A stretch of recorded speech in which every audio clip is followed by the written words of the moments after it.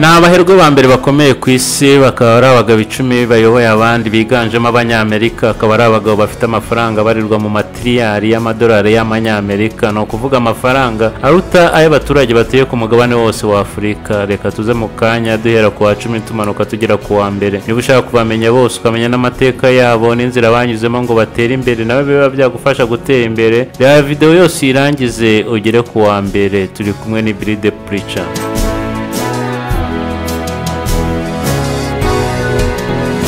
Duhereye ku muherwe wa 10 yitwa Steven Bama, ni umunyamerika w'imyaka 68, akaba afite imitungo ihagaze agaciro ka miliyari 145 z'amadolari y'amanyamerika, kandi afite imigabane muri Microsoft ingana na 4%, ikaba ihagaze agaciro ka miliyari 132 z'amadolari y'amanyamerika. Na ikipe ya Los Angeles Clippers mwese muzi ya basket ihagaze agaciro ka miliyari 5 na miliyoni 680 z'amadolari y'amanyamerika, nayo niye. Umutungo we bwite kandi si yo gusa, kuko afite n'indi mitungo myinshi ihagaze miliyari 6 na miliyoni 420 z'amadolari y'amanyamerika. Steven Bama akaba yarinjiye muri Microsoft mu mwaka wa 1980 nyuma y'uko Bill Gates amwemeje ko azava muri gahunda ya MBA ya kaminuza ya Stanford. Yari umukozi wa 30 wa Microsoft, ndetse Bama yakomeje gusimbura Gates ku muyobozi mukuru wa Microsoft kuva mu myaka y'2000. Yagumye kuri uwo mwanya kugeza yeguye ku butegetsi muri Microsoft mu mwaka wa 2014. Bama kandi wagenzuye Microsoft yaje kugura Skype mu mwaka wa 2011 miliyari 8 n'igice z'amadolari y'amanyamerika. Ibindi kandi twamenya kuri Bama nuko yabaye mu icumbi rimwe na Bill Gates, akaba ariho bamenyaniye ndetse bagirana n'ubushuti burenze ubuvandimwe, ari no bapangiye gahunda yo gushinga Microsoft. Uyu akaba yari umuherwe wa 10. Turaje dukomeze mu kanya.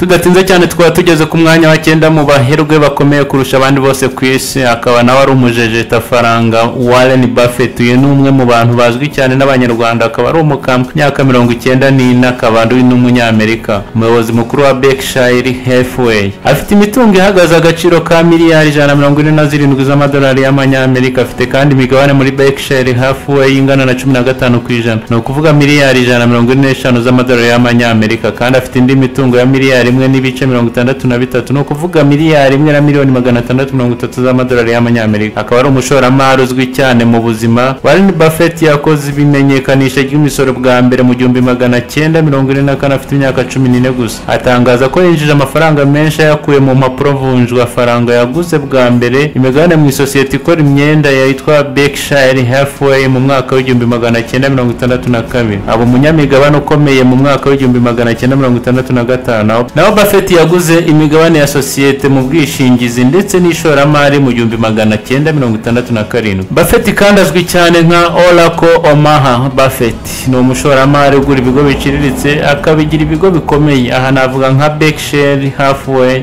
Anashora kandi imari mu bigo binini bizwi binafite amashami menshi. Buffett ni umuntu ushidikanya ku bintu bya Bitcoin. Buffett kandi yatanze byinshi mu butunzi bwe hagati ya 2006 na 2020, aho yatanze miliyari 41, ahani nazishyira muri fondasiyo ya Bill na Melinda Gates hamwe n'abagira neza b'abana be.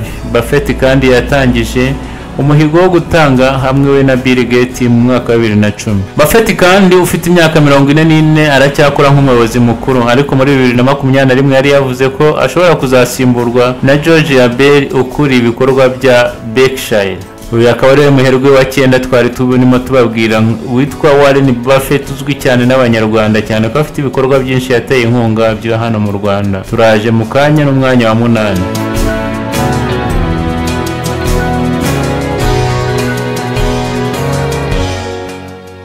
Dukomeje twihuta cyane dukubita tubangura n'abaherwe ba mbere ku isi. Tugeze ku mwanya wa 8. Ku mwanya wa 8 akaba ari umuherwe witwa Bill Gates, ari nawe usa n'uwatangije ibi bintu, kuko umuwe wumvisha umukire wa mbere wumva Bill Gates. Ubu rero yavuye ku mwanya wa mbere kuko ntago ahoraga hanze, ageze ku mwanya wa 8 amanuka. Ni umugabo w'igikwerere w'imyaka 69 w'umunyamerika, ni nawe washinze Microsoft. Agaciro k'imitungo ye kabarirwa muri miliyari 165 zose z'amadolari y'amanyamerika. Gusa ubu ngubu akaba afite umugabane umwe wonyine muri Microsoft, no kuvuga miliyari 26 na miliyoni 800, kandi akagira n'indi mitungo y'amamiliyari menshi mu masosiyete menshi atandukanye abinyujije muri sosiyete y'ishoramari ya Cascade Investment. Ni miliyari 82 na miliyoni 800 z'amadolari y'amanyamerika.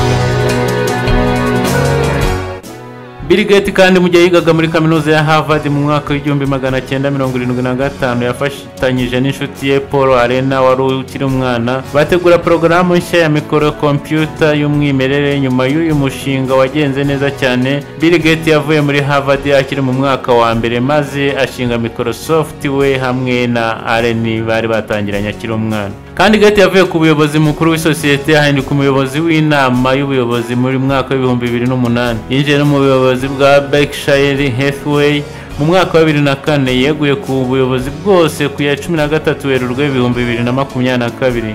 Bill Gates kandi akaba azwi nk'umugiraneza aho yashinze umuryango w'ubugiraneza witwa Gates and Belinda Foundation ufasha abakene cyane bo muri Afurika ndetse n'abarwayi bafite uburwayi bwa sida. Akaba yari umuherwa wa 8. Turakomeje tumanuka mpaka tugeze ku wa mbere, ntugire n'umwe ugucika.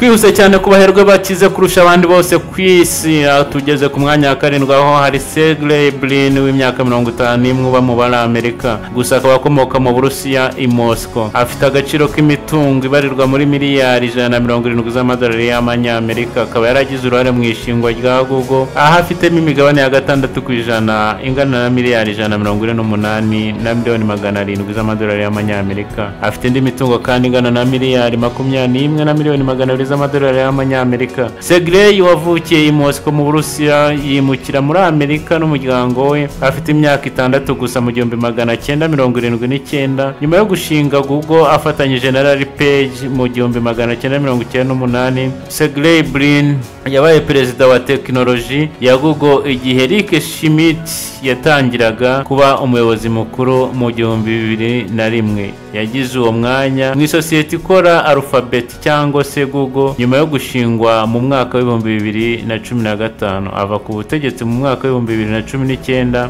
ubwo Sundar Pichai yatangiraga kuba umuyobozi mukuru.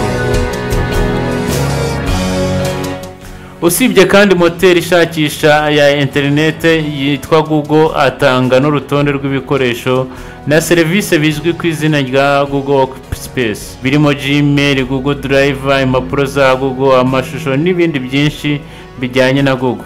Brin kandi yatanze miliyoni z'amadolari mu bushakashatsi bw'indwara za Parkinson afatanyije na fondasiyo ya Michael J. Fox. Akaba yari umukire wa 7. Kadukomeze mu kanya n'umukire wa 6.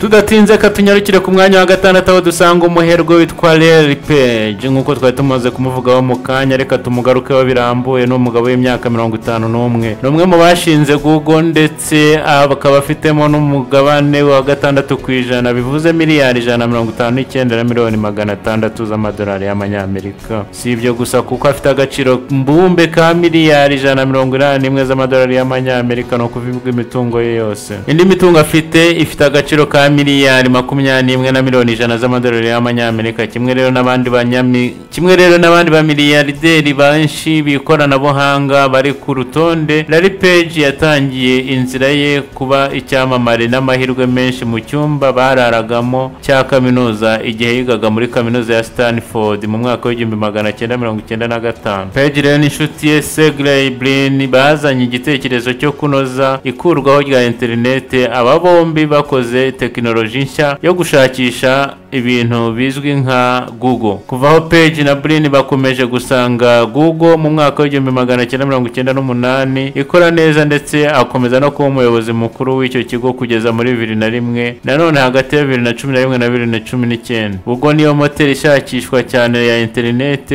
ku isi, ikaba irengeje hafi 92 ya imbuga zose zikoreshwa ku isi. No sosiyete ya Google kandi yaje kugura sosiyete yitwa YouTube, ari urubuga n'ubu ndimo nakoreraho rututunze turi benshi. Akaba ari urubuga rushyirwaho amavideo akoreshwa cyane n'abatari bake. Uwo rero akaba yari umuherwe wa 6. Kadusoreza hano agace ka mbere aho tuzabakorera kandi gace duhereye ku wa 5 tumanuka. Mukomeze kugira ibihe byiza. Ari The Preacher.